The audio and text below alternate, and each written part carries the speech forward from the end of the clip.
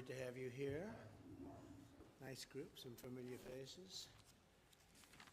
So thank you all very much for being at the White House, very special house, very special place. I'm grateful to be joined by citizens whose lives have been saved by law enforcement heroes, and that's what they are, they're heroes, and they're being very unfairly treated over the last long period of time, but over the last few years, it's terrible what's happening. We're also joined by two amazing officers, South Carolina Deputy Sheriff William Kimbrough. Where's William? William? What happened to William? Okay. Oh, okay. That's a good excuse. That's good. And Palm Beach County Deputy Sheriff Corey Reese. Hi, Corey. Good. In recent weeks, our country's police officers have been really under siege. I want to thank, first of all, I do want to thank Vice President Pence for all the work he's done on this, and in particular, Attorney General Bill Barr, because the job he's done has been amazing. It's been 24 hours a day. I guess I could say 28 hours a day, right? It never ends, but it's been a great job that you've both done. We appreciate it. Mike, we appreciate it very much. But our officers have been under vicious assault, and hundreds of police have been injured and several murdered. You've been reading about it just like I've been seeing it. Reckless politicians have defamed our law enforcement heroes as the enemy. They call them the enemy. They actually go and say they're the enemy, and even call them an invading army. These radical politicians want to defund and abolish the police from our nation. At first, when I first heard it, I said, well, that's just something that they're saying that doesn't, but they actually are trying to do it. You look at what's going on in Minneapolis, you look at what's going in many Democrat-run areas. But they want to defund and they want to abolish. Far-left mayors are escalating the anti-cop crusade, and violent crime is spiraling in their cities. It's all far-left cities where they have no understanding of what has to be done. They don't have a clue. And I will say that we put on a very powerful rule and law that you get 10 years, you knock down a monument. If it's a federal monument, you go to jail for 10 years. And if it's anything else, we tell them we work with the states to help them. But if you do anything where it's a federal monument, and there are a lot of them up there, and nobody's been attacked, nothing's been attacked since we did, 10 years in jail, monument or statue. In one recent week in New York City, this is hard to believe, shootings were up 358%, and yet they spend all their time, they want to do Black Lives Matter signs outside of Trump Tower. They ought to spend their time doing something else, because I'll tell you what, 358% increase in shootings in New York. Last month, over 300 people were shot.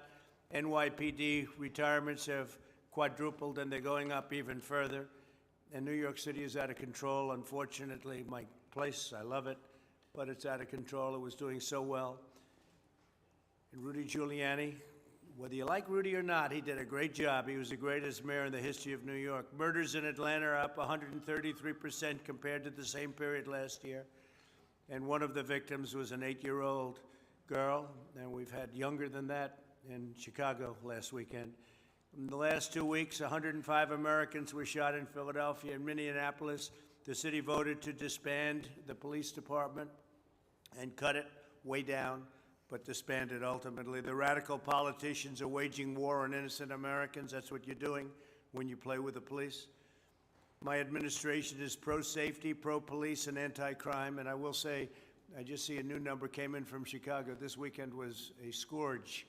This weekend was, I guess, 20 people killed and many shootings, many shootings, far worse than the last week. So things are happening that nobody's ever seen happen in cities that are liberally run. I call them radical lib, and yet they'll go and march on areas and rip everything down in front of them. If that's what you want for a country, you probably have to vote for Sleepy Joe Biden, because he doesn't know what's happening. But you're not going to have it with me. So we've been very strong on law enforcement. We'll be doing things that you'll be I think, very impressed with. Numbers are going to be coming down, even if we have to go in and take over cities, because we can't let that happen. When you have 20 people killed, 22 people killed in one weekend in Chicago, and you have 88 shootings, it's not even conceivable. That's worse than Afghanistan, I hate to say it. That's worse than any war zone that we're in by a lot. It makes them look like tame places by comparison, so we're not going to let it go on. We're not supposed to wait for them to call, but they don't call. We've asked Chicago, would you like us to go in and help? And they don't want to say anything. And we've called many of the cities, would you like us to go and help? We've done a great job in Portland. Portland was totally out of control, and they went in, and I guess we have many people right now in jail, and we very much quelled it. And if it starts again, we'll quell it again very easily. It's not hard to do if you know what you're doing. So I just want to thank everybody for being here. I'd maybe ask Vice President Pence to say a couple of words, and then I'd like Bill Barr to say something, and we'll go around the room, okay? Thank you very much. Thank you, everybody. Thank you, Mr. President. It's a real privilege to be here with the law enforcement officers who are gathered here and families whose lives have been impacted so profoundly by the courageous efforts of men and women in law enforcement. I can assure you that while some are talking about defunding the police under this president and this administration, we're going to defend the police. And we're going to back the blue, because we understand that while tragedies happen, and we'll always look for ways that we can improve public safety, and the president's taken steps and taken executive action to provide new resources to improve public safety and law enforcement around the country. I want to assure you that you have a president who knows what the people gathered around this table know, is that most of the men and women who put on the uniform of law enforcement every day are the best people in this country. They risk their lives every day to make a difference in our communities, just like they've made a difference in all of your lives. And so I want to thank you all. I want to thank you for being here at this, for this conversation, because the American people will greatly benefit by being reminded of the incredible contributions that our law enforcement community makes each and every day. And I appreciate your willingness to tell that story. Thank you, Bill. Thank you, Mr. President. First, let me say what an honor it is for me to serve under a president who is such a strong supporter of law enforcement. I've said repeatedly that, to my mind, there is no more noble profession in our country than serving as a law enforcement officer. The police put their lives and well-being on the line every day for us, and their jobs have never been more difficult than it is today. Today we suffer many unprecedented social ills. Kids growing up without fathers, alienated young, angry men, gangs engaged in the most brutal kinds of violence, increasing mental illness and homelessness, and a drug epidemic inflicting casualties beyond anything that we've experienced in a major war, and an increase in sexual assaults and child exploitation. You name it. And who is expected to deal with all of this? As other institutions fail and abdicate their responsibility, who is expected to stand their ground and pick up the pieces? The police are. And that's why I say their job, the job we ask them to do today, has never been more challenging. I believe it's important to understand that just like any other institution, there's always room for improvement. And over the past several decades, there's unquestionably been a lot of progress and reforms in policing that's improved policing and life for the officers, their families, and their communities. We have the most professional police in the world. Now, obviously, the event in Minneapolis was ghastly, and I haven't heard anyone attempt to defend it. And it has rightly brought about an urge to make sure we continue reforming and we finish the job. And I think that law enforcement understands and agrees that the concerns of the African-American community regarding excessive use of force must be addressed.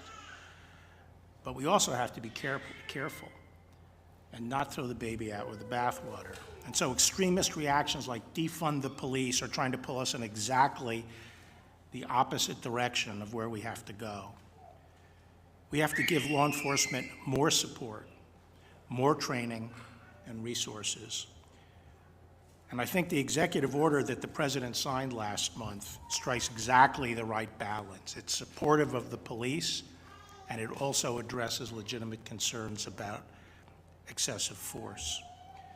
So our nation needs to gain a renewed appreciation of the noble work done by our police officers in protecting our communities. And I thank the President for convening this roundtable to highlight the good work done by our men and women in blue.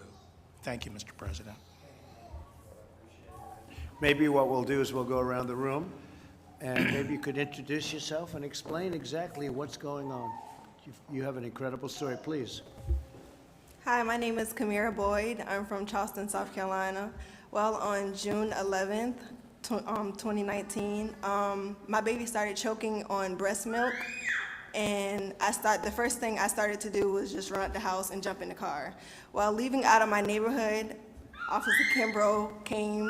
He was coming into the neighborhood, and he immediately pulled me over, and we immediately jumped out, and he just took her from my arms and proceeded helping her. And yeah, thank you. Saved her? Yeah, saved her. Really? Wow. You don't hear those stories. That's why I think it's important to have a meeting like this, a little different, and it's the meeting that we should have about 100 times out of almost 100. This is the one because the police do such a great job, and there's an example. That's fantastic. That's fantastic. And did you know the gentleman on your left? Come on, let's go. Let's tell that story, please. What do you mean, like? No, you know? Do you want to go ahead? Please, yes, go ahead. Mr. President, Vice President, Attorney General Barr, thank you for having us here, other distinguished guests. My name is William Kimbrough. I'm from Charleston, South Carolina. I work for the Berkeley County Sheriff's Office. As Kamira was saying, on July 10th of 2019, while I was patrolling the unincorporated district of Summerville, South Carolina, I came across Kamira and her grandmother speeding in a car. I conducted a traffic stop on that vehicle, and as soon as those vehicles stopped, lady later identified it. Was it your grandmother, Kamira? It was my stepmom. Oh, your stepmom had jumped out of the vehicle and was frantic and said, my baby, she can't breathe. And I kind of stepped back and I said, what? And, you know, the rest was captured on my body cam video that's since gone viral. But as soon as I made entrance over, stepped up to Kamira, I instantly asked her for the baby, who is now my goddaughter. And godmom over there, Noni. Hi, Noni. Say hi, Noni. And so, yeah, we've been blessed, and it's been a wonderful experience. Wonderful. Great job. Thank you. Well, that's what I meant when I kiddingly said. That's what I meant when I kiddingly said, you know the gentleman on your left, because you really know him. Oh, okay. That's what I meant, and great job you've done. Thank you very much on behalf of all of us, and Kamira, congratulations. Thank That's you. great. Thank you for being here, Kamira. Thank you. Thank you. Thank you both. Please, go ahead. It was about 2 weeks ago. I was laying in bed with my other 3 kids, and, well, I forgot to introduce myself, sorry. Sarah Bohan, we have 4 kids, and we're from Roanoke, Virginia. I was laying in bed, and my sister happened to be home, and my husband ended up calling her and asking her to count how many kids were home. And she got up and looked inside of my boy Spencer's room, and he was not there. And his window was open. And so we instantly saw that he was missing. And he is autistic nonverbal and doesn't really have sense of danger. So when he goes missing, it's like life or death. You gotta find him as fast as you possibly can. So we instantly called the police, and my husband rushed home from work, and they called the search dogs out. And within 12 minutes, they found him. He had ran up into the woods. Someone had spotted him sitting in the middle of the road, and he pulled over, and they tried to get him to come to him, but of course he bolted and ran up into the woods. And following behind the dog, going in and out of the trees, it was actually really cool because I could imagine him doing that exact thing of going in and out of the trees and sliding down the creeks, and I'm sure he was having the time of his life because he was free. But we were able to find him, and the dog's ears perked up right when he was within 15 feet, and I yelled his name, and he sat down, and I instantly ran over to him, and we were able to carry him back, and he was safe, and the only thing he had on him was 4 ticks, so he was good. That's great.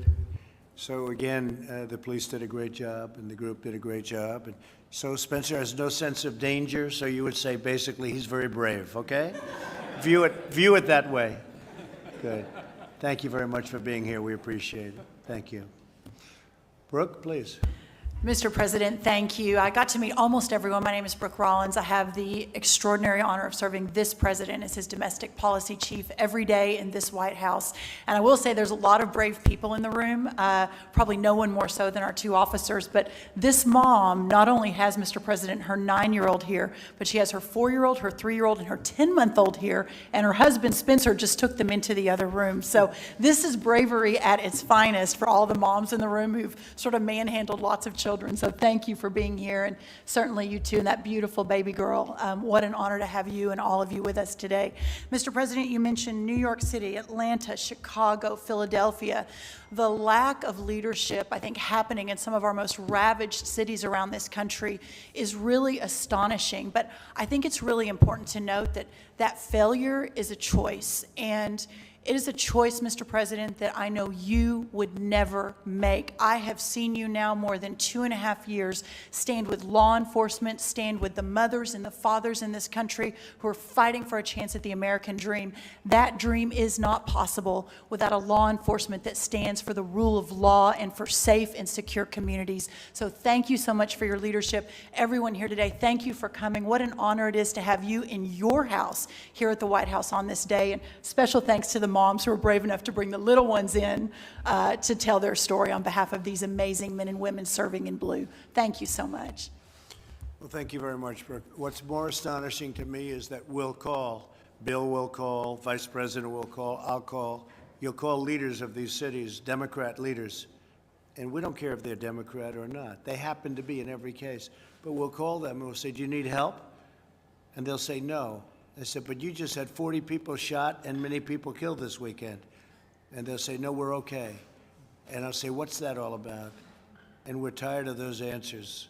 We're tired of those answers. So thank you. To me, that's astonishing. Thank you very much, bro. Please. My name is Kenneth Bearden. I'm from Louisville, Kentucky. And I'm here today because I'm a man in recovery. At the age of 11 years old, I used substances for the first time. And by the end of that summer, I had overdosed 7 times already. I'm one of them people that once I put a minor mood-altering substance in my body, I cannot stop.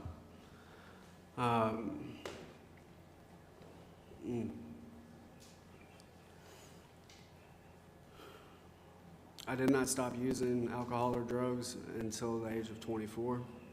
And through that time, at the age of 11 to 24, I have overdosed over 30 times. And at least a dozen of them times, I've had police officers there on site administering Narcan, saving my life.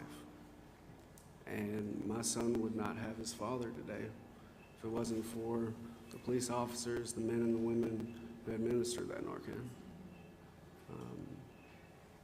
And just that, my son gets to have his dad today because of that. And I get to help others along the way because of police officers, because of the people who have helped me along the way. And I'm truly grateful to be here. And how are you doing now then? So that's a lot of times that you had Yes. difficulty. So, How are you so doing? I've got 6 years sober now, and Good. I am one semester. Thank you. I'm one semester away from having my bachelor's degree in social work. I have a house. I have full custody of my son. I work for Addiction Recovery Care as a community liaison, helping other alcoholics and addicts get into recovery and providing support for them. I'm living my purpose and my passion. That's fantastic, Joe. Thank you very much. That's an equally incredible statement. You understand what you're doing now, so that's great. 6 years, almost 6 years, that's fantastic. Good luck. We'll see you in, let's say, celebrate in 10, okay? We'll see you in 10. Yes, sir. So we'll see you in another 4 years, all right? That's fantastic news. Thank you very much. Appreciate it. Please. Good afternoon, Mr. President. Thank you so much for having me here today. Thank My you. name is Rhonda Norris. My story started when I was coming home from school one day. I teach. And I was broadsided in an intersection by a truck who ran a red light. I have no recollection of the accident. My first memory was a policeman reaching through the shattered window and checking for a pulse. And I was in and out of consciousness, and he continuously urged me to stay awake and stay with him.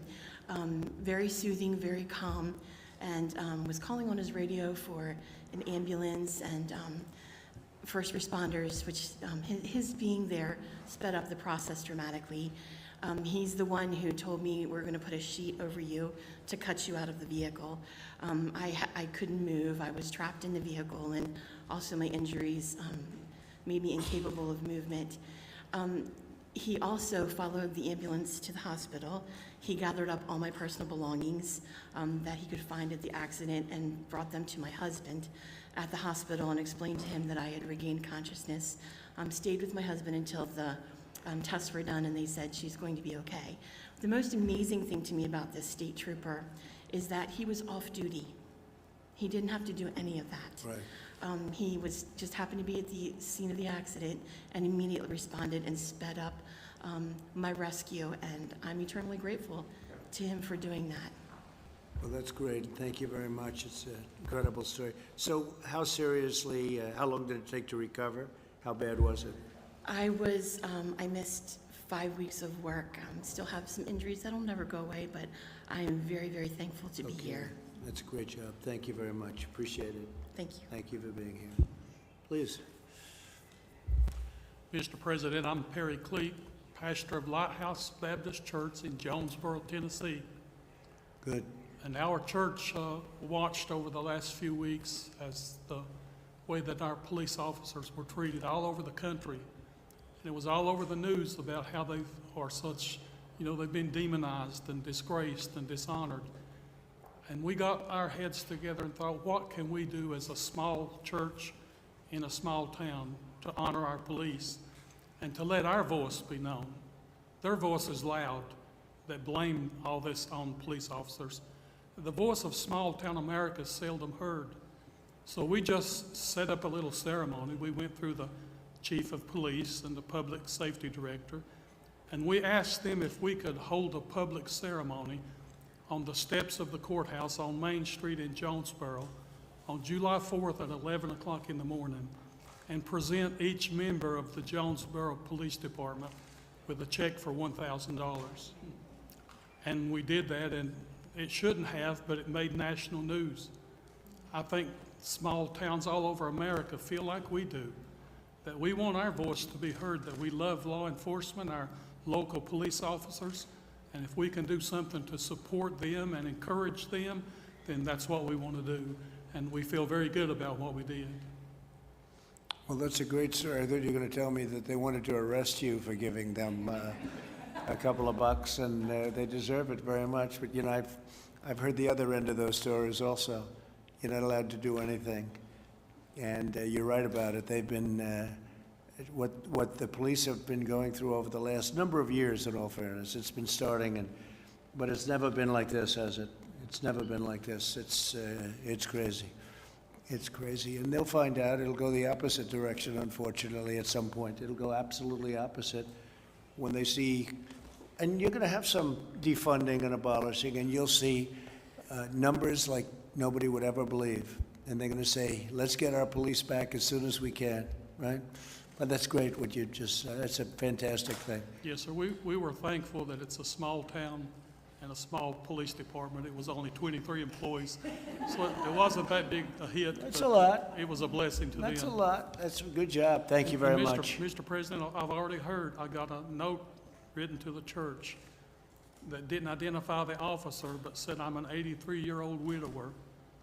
And one of the officers brought by a sum of money and gave to me to put back to pay my utility bills this winter, and told me it was a gift from Lighthouse Baptist Church. That's what one officer, and it's just a week ago, but that's what one officer did with that gift that we gave him. That's great. Great stories. Thank you very much. Appreciate it. Thank you, Mr. President. Thank you. And Mr. Vice President, for having us. My name is Debbie Wisner. I'm local. I live in Maryland. And my story's not very dramatic. It's just one that my purse was stolen. My purse. People have it happen to them. My credit cards were canceled. And my cell phone, we put a special note on it that said, if found, please call this number. Nothing came of it. A couple nights later, in the middle of the night at midnight, the phone rings. And it's a gentleman says, I found your phone. I have your phone. Would you offer a reward for it? And I said, of course. And my husband said, are you nuts? And he said, I'll bring it to you. I gave him my address and hung up the phone and called our police department, because that's who we turn to when there's a situation. Right. My husband had another idea. He wanted to do something else, but I said, no, we're going to let the police do this. There's no shooting tonight.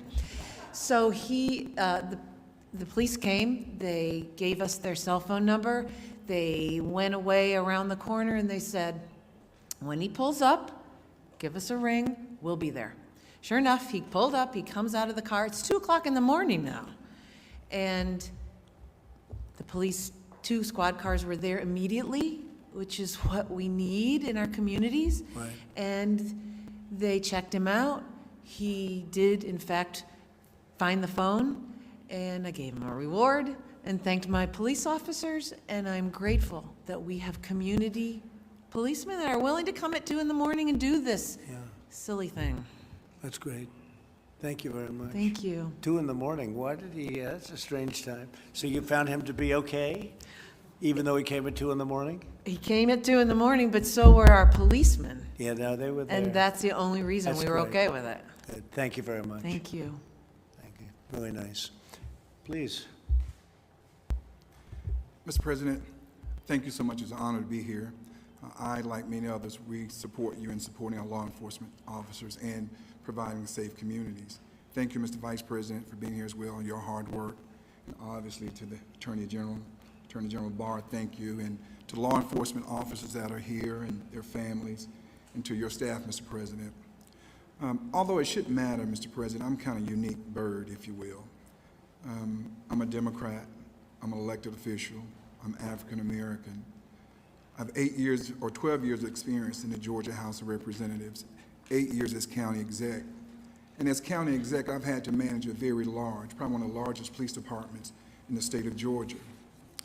But I've also had the unfortunate experience of having to meet with family members who lost a loved one from a police shooting. That was probably the most difficult part of my job. But I've also had to deal on the other side where I lost 2 police officers in one night, among several others I lost, but I lost 2 in one night. By the way, they happened to have been African American. And going to meet with their family members as well, young wives with young babies, and having to experience seeing them lose a loved one is nothing anybody would want to do. But I can tell you this, Mr. President, by and large, most law enforcement officers, those men and women who honorably wear their uniforms each and every day to go out, when they're running towards a situation, others are running from it. So we have to stand with them. And I'll say this, I have 2 words. we need more funding for police officers, not less funding. And here's why I say that. When you look at law enforcement and the equipment, that's important for them because it's protect and save their lives as well as saving others' lives. But clearly more money is needed to buy less lethal enforcement types of tools like the bowler, what they call the bowler wrap. Right. We also need resources for them. Officers usually, almost always, only get the psychological exam prior of being hired, just part of the examination of getting hired. But afterwards, they're not given those type of psychological exams or assessments. And when you look at them, they've been on, let's say, the beat 4 or 5 years nonstop, and the number of calls they're getting, the number of situations. That's the way we can detect, are they burned out? Do we need to put them somewhere else? That's important. And finally, Mr. President, community policing is important, that relationship, that trust, being fair, but enforcing the law. And most people, including black people, they want law enforcement to be out there enforcing the law. I think people just want it to be, they want them to be fair, they want them to be swift in justice. And we lost a baby girl too in Atlanta, 8 years old, and it wasn't to a police officer. More people have died from the protest of Black Lives Matter than prior to that. And so sometimes it's hypocritical. It's almost as if some black lives matter, but all black lives should matter, and all lives should matter. And so I thank you, Mr. President, for what you're doing, and I stand solidly with you. Thank you very much. Appreciate it. Beautiful. Please. Good afternoon, President Trump, Vice President Pence, and Mr. Barr, and distinguished guests. I thank you for this opportunity to share our family's story.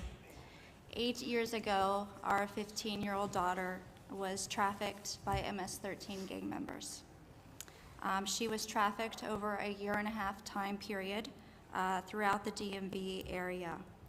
Law enforcement played a fundamental role in the rescue and the recovery of our daughter, and were also vital in the protection and safety of our family, both then and now.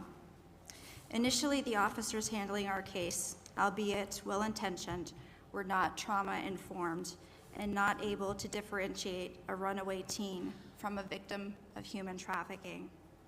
Once we came in contact with trained personnel, former Detective Bill Wolf, our situation improved. We need to provide resources and training to law enforcement to properly address not only the offenders, but also to the victims and to their families. Because of Mr. Wolf's expertise in this area, we were able to relocate our family to a safe location. We were able to get our daughter the proper resources and help so that she could heal and move on for her life.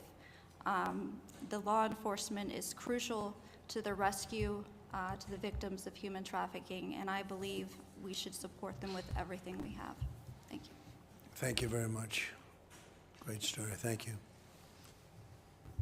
Thanks so much, Mr. President, for convening this listening session, and thank you for all the passion and being able to share your stories here on national TV with the president, because it's really important.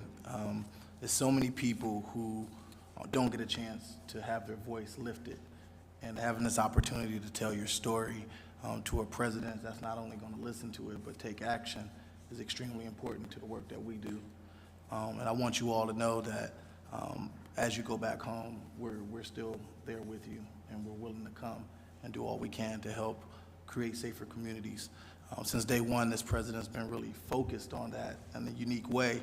I've spent some time on the road and with my colleague Scott Turner, trying to get local leadership to work with us to not only change those communities but empower people. But having these sessions here is extremely important because most people don't know. Some people don't know the pain that you all go through. And so having that story be told to millions of people is extremely important.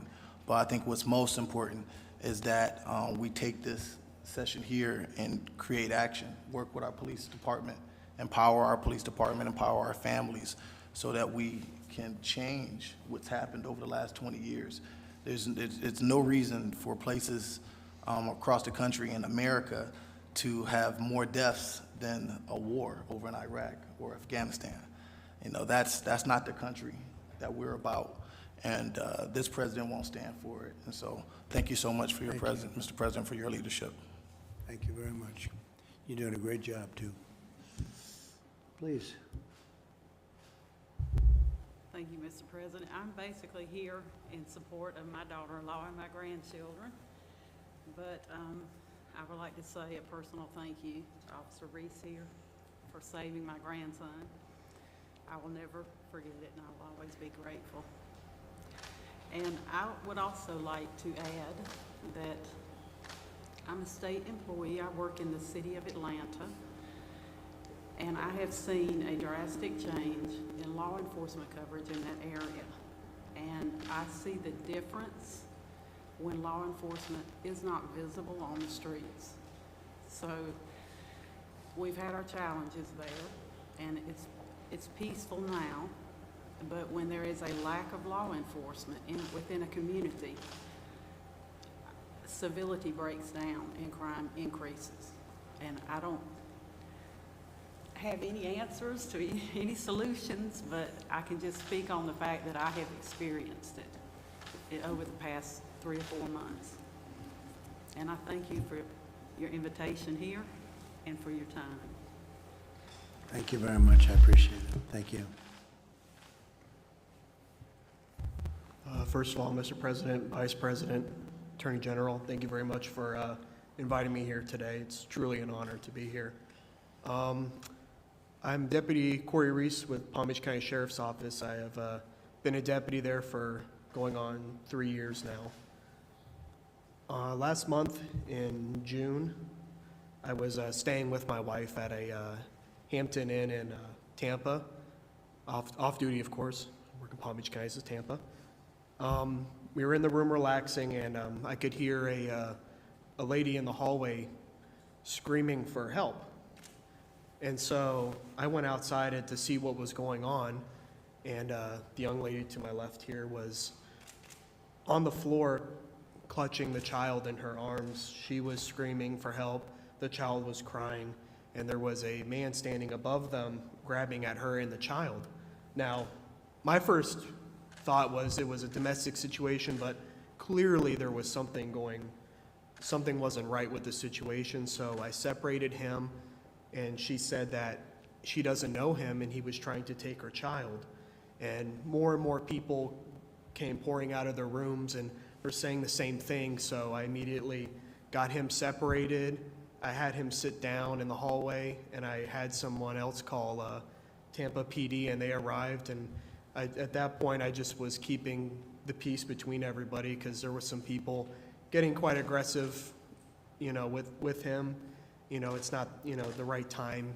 You have to let law enforcement handle it. It's not a time to take matters in your own hands. So at that point, it was mostly peacekeeping. But, I didn't think it would be as big of a deal as it ended up being until, the next day some people in the hallway were like, the video's gone viral. It was like 1 million views.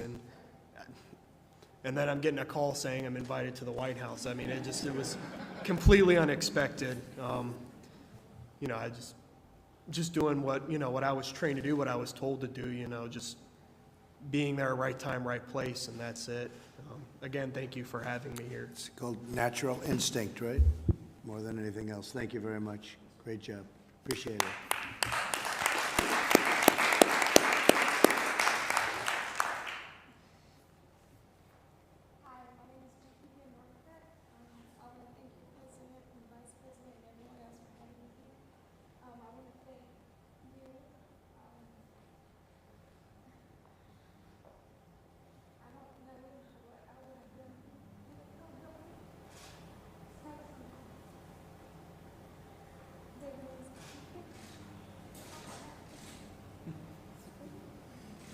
It's not too fun. He's still dealing with it. I don't really want to speak on the case because it's still open. But the main thing I wanted to address is Well, you've said it all. So that's a case that's still going now? Still going? Well, as far as with the hotel. I see. Our hotel room with the key, and that he came in and tried to take him away. Oh, well, good luck with it. Good luck. Beautiful guy, too. Beautiful. Okay, that's just a few stories of the thousands and thousands of stories that we could tell, and we'll probably be doing this again, but the police, they do a great job. They do a fantastic job, and they don't get the kind of, I will say this, the people of this country appreciate the police. They appreciate all they've done. You don't see that if you watch the news for the most part. You don't see things like this, but they've done a fantastic job. Everybody here is a witness to that, and we see it a lot. The Attorney General sees it every day, but we see it a lot, and I just want to thank the various police departments, law enforcement. They've done an incredible job in this country. Where they're allowed to do their work, they really do a job. So thank you all very much for being here. Good luck with your case. And really, terrific job, everybody. Terrific job. Thank you.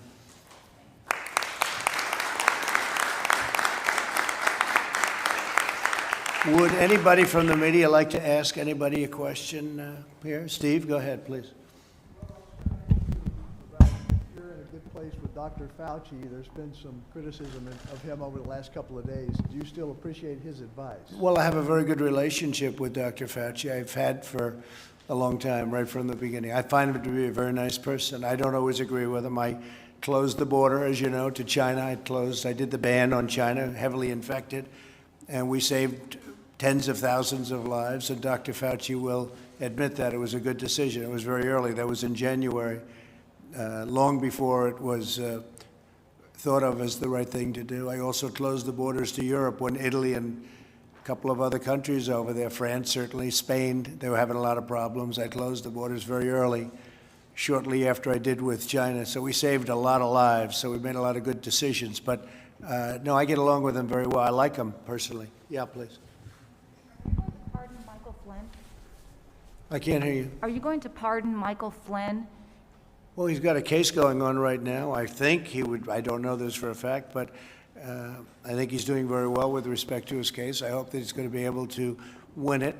And I don't have a decision to make until I find out what's going to happen. But I think he was persecuted. He didn't lie. Turned out he didn't lie. The FBI said he didn't lie.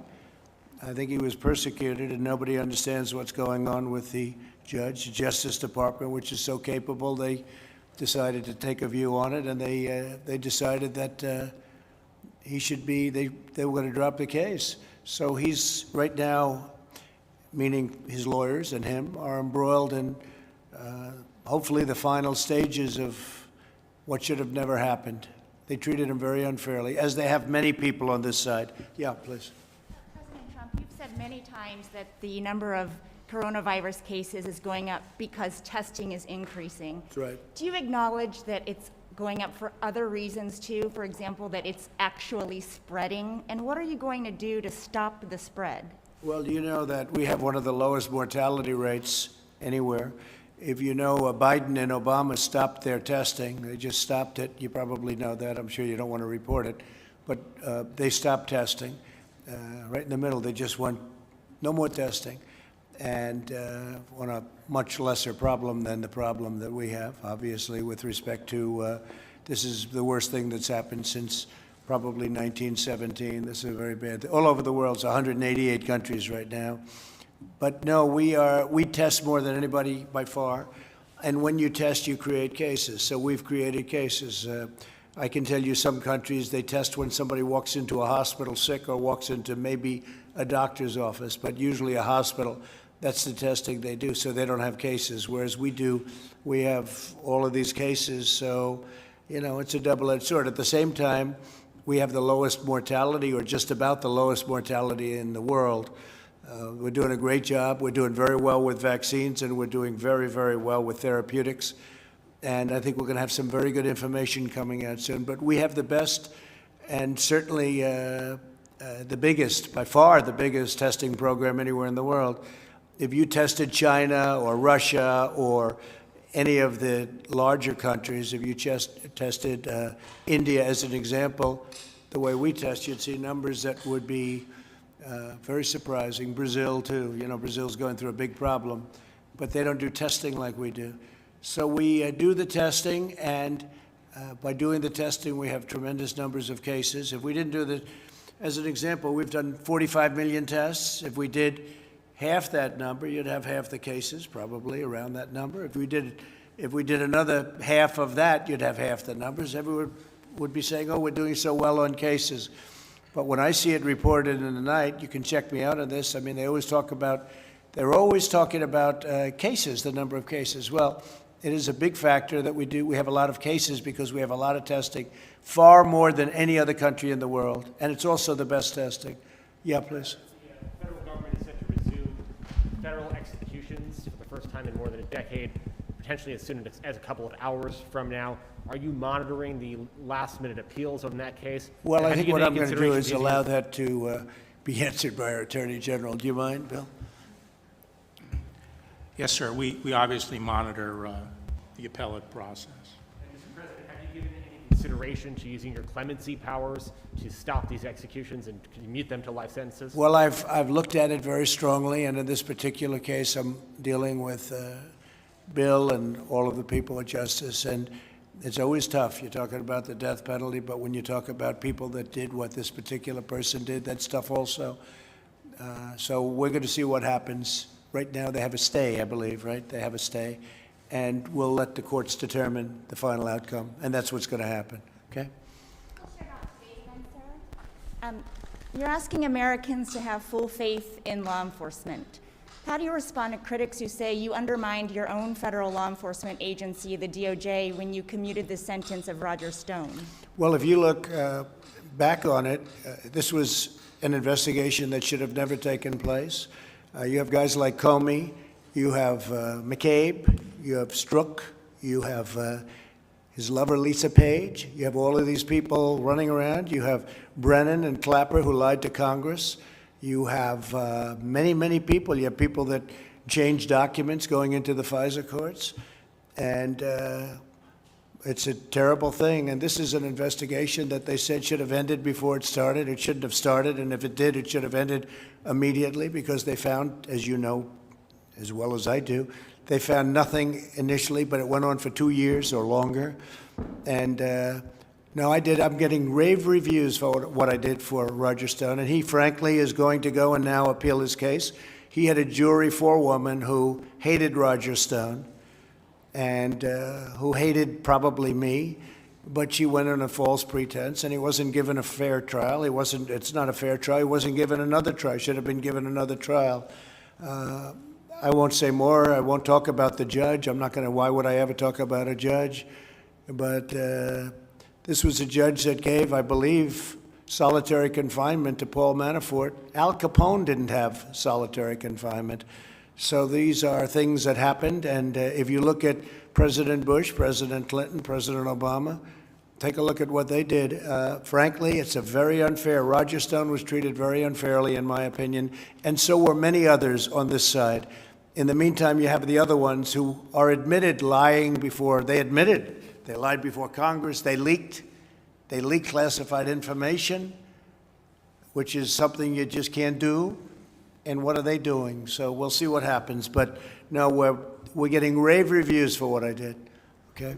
Are you going to be able to hold the convention in Jacksonville with all this virus spreading? Well, we're going to see it built up a little bit, but we're going to do something that will be great. We think we're doing very well. We had some poll numbers a little while ago that are great. You know, it's the same story. It's suppression polls that we had in 2016, phony polls. Fake news, phony polls, same thing. And we're doing very well. We're doing well in Georgia. We're doing well in Texas. I've read where I was 1 point up in Texas. I'm not 1 point up in Texas. We're many points up. I saved the oil industry. 2 months ago, I saved the oil industry. I created it. We became #1. We have millions of jobs, and we saved it, so Texas is not going to have to let go of millions and millions of people. Oklahoma, North Dakota, many states. We're at $40 a barrel, and yet you can buy gasoline for under $2. Nobody's ever seen like that. So we have the biggest energy in the world. We're #1 in oil, as you know, oil and gas by far. We're now #1 in the world. And we would have had millions of people out of work. I saved it. And then they say I'm leading by 1 point in Texas. They said it last time, too. They said Texas is too close to call. This was like 3 months before the election. And then I won Texas in a blowout. They called it the minute the polls closed.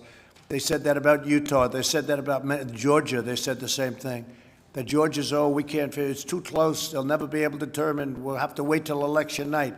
On election night, 2 seconds after the poll closed, they called Georgia.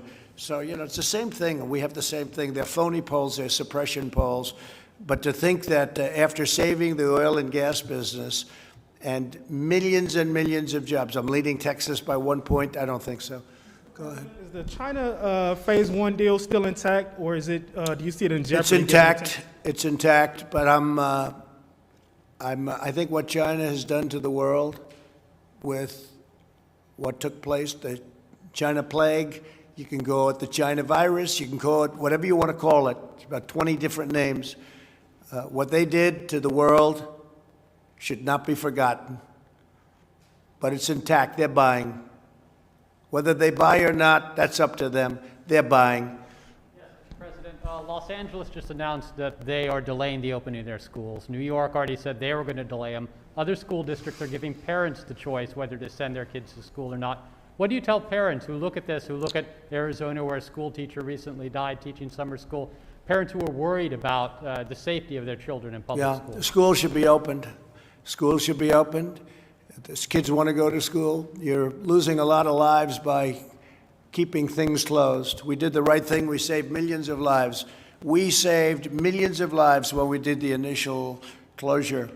Had we not done what we did, we would have had Mike and I were talking about it before, 2 to 3 million lives lost.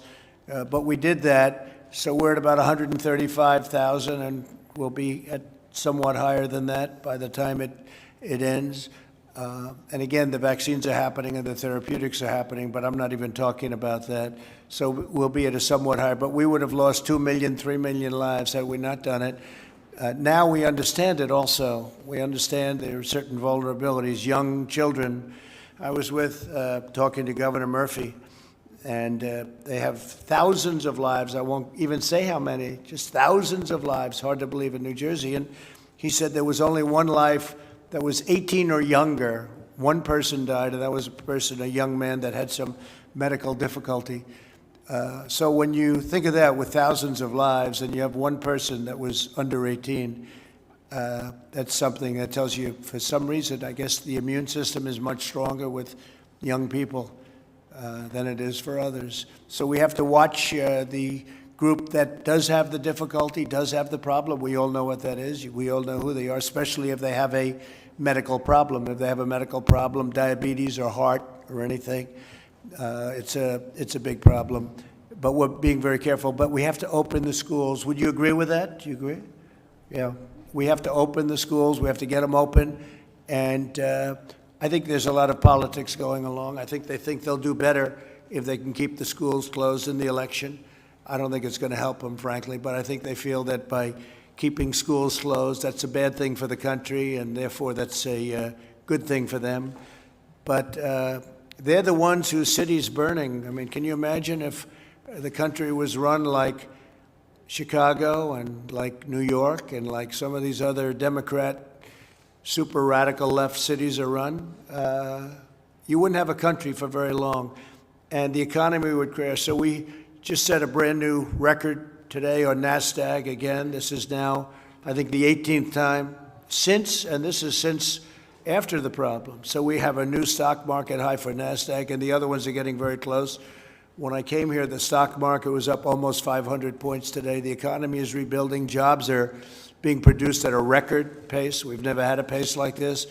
And I will tell you, if Biden got in, this economy would be destroyed. You know, he was in office for 48 years. And what he did was not great. Almost every decision was a wrong decision. And now he's going to come in and try and help us. We didn't need any help. We built the greatest economy in history, greatest economy we've ever had, the greatest economy the world has ever seen. And then the plague came in from China, and we did the right thing. We had to close it down. Now we're opening it up. He can't do it. He doesn't have the capability to do it. Thank you all very much. I appreciate it. Thank you. Good luck with everything. Thank you. Thank you. Appreciate it.